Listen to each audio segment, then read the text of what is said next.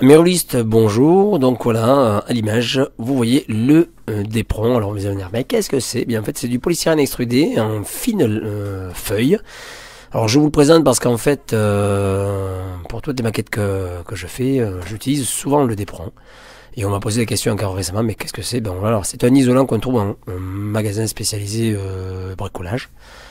Voilà, donc aujourd'hui pour cette maquette de mur en ruine, nous n'allons pas l'utiliser. Pour cette maquette qui va vous coûter moins d'1 €, on va utiliser ceci, la plaque de polystyrène extrudée. Voilà, qui coûte elle, cette plaque, une plaque comme celle-ci, toute entière, hein, telle qu'elle est, coûte 2,50 € en moyenne. Donc vous voyez, il n'y a pas de boule comme le polystyrène standard, c'est un polystyrène de très très dense. Il a l'avantage, c'est que lorsqu'on le presse, lorsqu'on va appuyer dessus, on va pouvoir imprimer, graver des aspects, des différentes choses. Et donc comme sur le Depron, on peut très bien dessiner des choses et enfoncer des choses. Donc dans l'idée de faire un mur qui sera à l'échelle de ces figurines 30 mm, 32 mm, 28 mm, eh bien donc je la prends, comme ça je vous fais voir un petit peu pour quel type de figurine c'est. Et je vais tracer tout simplement 2 cm, donc 2 fois 1 cm. Donc deux lignes à 1 et 2 cm du bord de la plaque. Et donc qui va me donner donc 2 bandes de polystyrène extrudé. Voilà. Et ces 2 bandes de polystyrène extrudé vont me servir à faire des moellons, des pierres qu'on utilisait pour construire des châteaux ou des murailles. Et ces moellons vont être découpés dans ces 2 bandes de polystyrène extrudé. Mais avant d'aller découper, je vais graver avec un caillou ou avec une boule de papier aluminium que je ferai rouler. Alors le caillou, je le fais rouler et j'imprime donc les différents aspects du caillou sur ces 2 bandes qui sont à l'origine lisses. Enfin, pas totalement puisque le Depron a un côté granuleux. Et donc voilà, comme vous le voyez, en faisant rouler cette boule de papier aluminium, qui est une autre manière de marquer le côté des lisses du polystyrène. On peut le faire avec une pierre qui est beaucoup plus disparate et beaucoup plus incurvant. Voilà. Et vous voyez, je passe les mains de part et d'autre pour en fait arrondir les angles.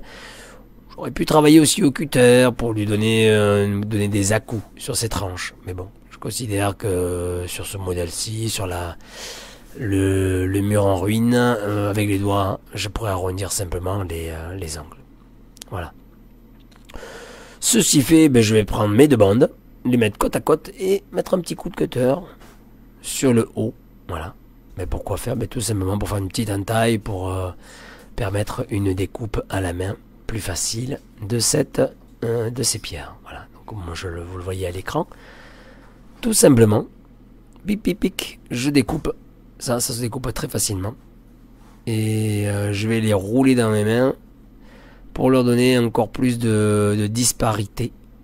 Donner plus ce côté disparate de chaque pierre qui n'aura pas été de la pierre de taille parfaitement découpée par les professionnels de l'époque qui faisaient des beaux moellons, enfin des belles pierres. Tout égal. Alors, j'utilise le pistolet à colle. Mais j'aurais pu utiliser la colle vinylique blanche pour assembler toutes ces pierres. Et bon, c'est juste un choix que vous allez devoir faire. J'utilise le pistolet à colle ou pas. Ça aurait très bien pu se monter avec de la colle vinylique blanche, en prenant même appui, hein, si j'avais voulu prendre appui sur un bout de carton que j'aurais mis entre les deux. Et pour avoir une forme très droite, hein. Mais là bon, j'ai pris le côté, j'ai préféré prendre le côté pistolet à colle pour faire quelque chose de très rapide. Voilà, et vous le voyez à l'image, ça va très très vite. Bon, le film est un petit peu accéléré là, mais en gros pour concevoir ce mur entre la découpe des pierres, enfin le tracé et en arriver là où je suis. Allez, en 4 minutes, c'est fait quoi. Je pense que pour faire un module comme vous allez le voir là, il faut bien 45 à 50 minutes, voilà, de travail pour de réalisation, parce que c'est pas vraiment un travail, c'est de l'amusement, de réalisation pour pouvoir concevoir l'ensemble du module. Alors comme vous le voyez, je mets les pierres vraiment en quinconce quand même. J'essaie d'avoir une vraisemblance au niveau de la position des pierres. Et je vais coller autant les pierres à l'intérieur qu'entre elles, quoi, vous voyez, entre les deux murs. Parce qu'en fait, on se rend compte qu'il y a vraiment deux espaces, deux rangées de pierres. Voilà. Ensuite, tout bêtement, en considérant que ceci est une ruine d'un mur ou autre, eh bien j'aurais fait tomber des pierres, voilà, je vais les matérialiser en collant des petits bouts, en collant ces moellons au pied, donc de part et d'autre de la construction.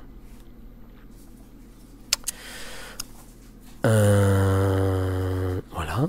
Ensuite, je vais mettre de part et d'autre, voilà, comme vous le voyez à l'image. Donc, en agençant donc toutes ces moellons tout autour du mur, ben voilà, on obtient une structure bien sympa. Donc, il faut découper au cutter, voilà, le contour. Et mais pour réduire en fait, pourquoi maintenant pour réduire le socle, pour qu'on puisse mettre des figurines tout autour. Voilà. Et on peut ébarber un petit peu là s'il y a eu des fausses découpes. Tic tac toc. Alors c'est du carton récupéré, hein, c'est du carton d'emballage tout simplement qui vont servir pour faire ce socle. Voilà. Là, l'étape suivante va être tout simplement de passer au noir, à la peinture. Voilà.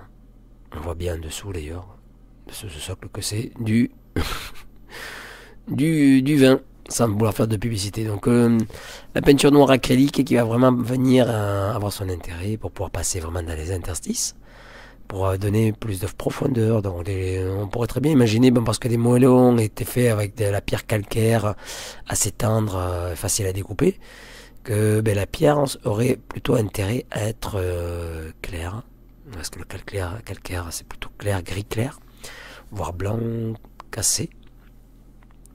Mais je pars sur du noir parce que ça va permettre de donner de la profondeur. Et surtout, ça permettra aussi dans les joints, les interstices, d'avoir ce côté ombre. Les ombres dues à la profondeur. Donc je vais peindre tout l'ensemble du module avec de la peinture acrylique noire, en faisant bien attention de passer vraiment partout, dans tous les recoins. Alors vous voyez, à l'image, j'ai pris beaucoup de peinture noire, mais je ne vais pas tout utiliser d'ailleurs. Parce que là, vous voyez, tout le module est déjà peint. Et j'avais pris quoi, à peine la moitié de ce que j'avais prévu. Enfin, de ce qui était sorti de mon tube. Et je vais prendre pour continuer cette peinture, donc de l'ocre jaune, qu'on voit, enfin du terre de sienne même, qu'on voit en haut à gauche sur la palette. Un peu de jaune, un peu de blanc, et avec le sèche-cheveux, je vais peindre les couches successives, toujours pour accélérer le travail. Et avec un pinceau plat, voilà, je vais nuancer, les brosser et petit à petit obtenir des teintes successives. Alors, on pourrait mettre du rouge, différentes couleurs dans le texturé, dans le brossé. Mais bon, là j'ai choisi de prendre juste de l'ocre jaune, enfin du terre de sienne, du jaune et du blanc. Et je vais revenir après pour la finalité, la touche finale vers le gris et du blanc très légèrement grisé pour finaliser l'ensemble. Pour finir, on pourrait très bien imaginer, si vous n'aviez pas de flocage, de peindre tout simplement le socle, comme je suis en train de vous le faire voir là, avec un brun, du marron, et donner des nuances que je n'ai pas fait là parce que j'avais l'intention d'utiliser du flocage d'arbres pour la finalité. Mais on peut voir que en faisant tout simplement une peinture, on pourrait obtenir quelque chose de vraisemblable. Mais bon, à la suite de ce coup de peinture que j'aurais passé, eh bien je vais mettre de la colle vinyle blanche. Cette colle vinyle blanche qui peut servir aussi de vernis. Mais je vais coller dessus du flocage de feuillage d'arbres qui à l'origine n'est pas prévu pour ça, mais bon, j'avais que ça sous la main. Et je vais aussi découper un bouchon de liège et le coller directement sur cette colle vinylique pour matérialiser en fait du gravier. J'aurais très bien pu aller chercher du gravier d'ailleurs à l'extérieur ou du sable et venir coller ça sur ma colle vinylique. Mais comme je fais toujours avec ce que j'ai sous la main, ben voilà, j'ai découpé, j'avais déjà découpé des bouts de liège. Ben, je me suis dit, aujourd'hui je vais utiliser ces bouts de liège pour ce petit tuto mur en ruine. Voilà. Et une fois que ce sera sec, ben, j'aurai plus qu'à mettre un petit coup de peinture dessus pour patiner ces bouts de liège. Et vous aurez pu remplacer justement la mousse synthétique faite pour les arbres avec du thé. Vous prenez des sachets de thé et pareil vous auriez pu éparpiller du sachet de thé et le peindre par la suite. Voilà le mur terminé avec sa patine. Donc on voit bien le mur en ruine qui a un effet et une échelle très réaliste par rapport à la figurine. Voilà. Donc j'espère que j'aurai été assez explicite dans ce tutoriel. Et j'espère que vous aurez du plaisir à créer vous-même ce genre de module pour moins de 1 euro. Et donc je vous dis à très vite pour un prochain tuto. Et n'hésitez pas à vous abonner, à appuyer sur la cloche des notifications, à mettre un pouce bleu si vous êtes content et un pouce en bas si vous n'êtes pas content de ce tutoriel. Et en tout cas, que ce soit dans un sens ou dans l'autre, n'hésitez pas à laisser un commentaire pour faire avancer les débats et surtout avancer le schmilblick. Allez, j'arrête de plaisanter. Je vous dis remercie encore de me suivre et je vous dis à très bientôt. Allez, bye bye.